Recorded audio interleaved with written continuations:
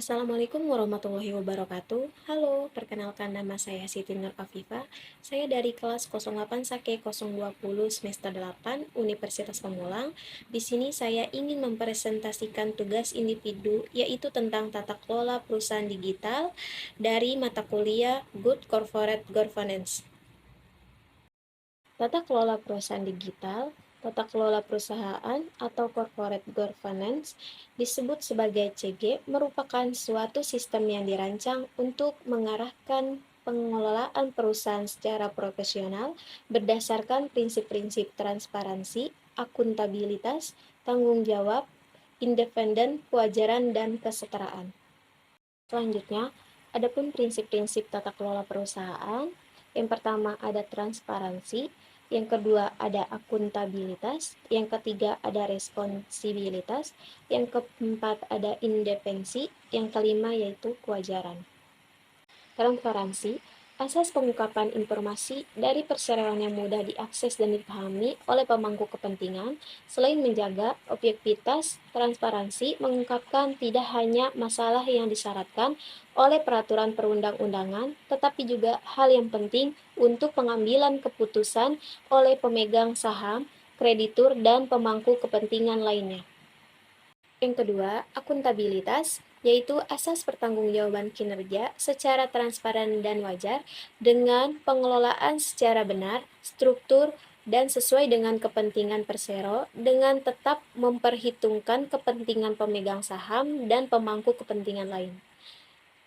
Dan asas akuntabilitas merupakan persyarat yang diperlukan untuk mencapai kinerja yang berkesinambungan. Yang ketiga, responsibilitas, yaitu asas pengemban tanggung jawab, termasuk dalam mematuhi peraturan perundang-undangan serta melaksanakan tanggung jawab terhadap masyarakat dan lingkungan, sehingga dapat terpelihara kesinambungan usaha dalam jangka panjang dan mendapat pengakuan sebagai good corporate citizen. Yang keempat, independensi, yaitu asas pengelolaan perseroan secara independen sehingga masing-masing organ dalam aktivitasnya tidak saling mendominasi dan tidak diintervensi pihak lain. Dan yang kelima, kewajaran, yaitu asas di mana dalam melaksanakan kegiatannya, perseroan harus senantiasa memperhatikan kepentingan pemegang saham dan pemangku kepentingan lainnya.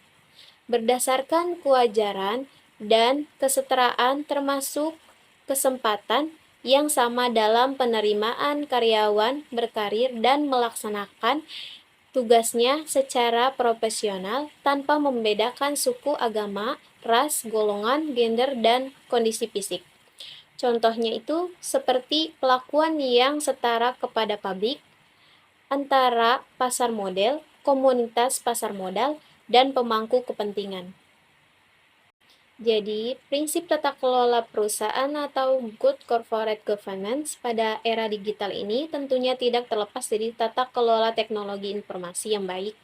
Teknologi informasi bukan hanya lagi merupakan alat bantu kerja, namun tidak masuk ke dalam ranah strategi bisnis, sehingga pengambilan keputusan dan pengawasan yang telah menjadi agenda penting yang dibicarakan dalam rapat direksi dan dewan komisaris. Perusahaan adalah pemahaman yang salah bahwa tata kelola IT hanya menjadi tanggung jawab CEO. Tata kelola IT yang baik merupakan kebutuhan bisnis untuk dapat memastikan bahwa IT dapat mendukung tujuan dan kebutuhan kinerja perusahaan.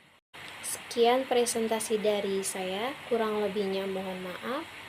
Wassalamualaikum warahmatullahi wabarakatuh. Terima kasih.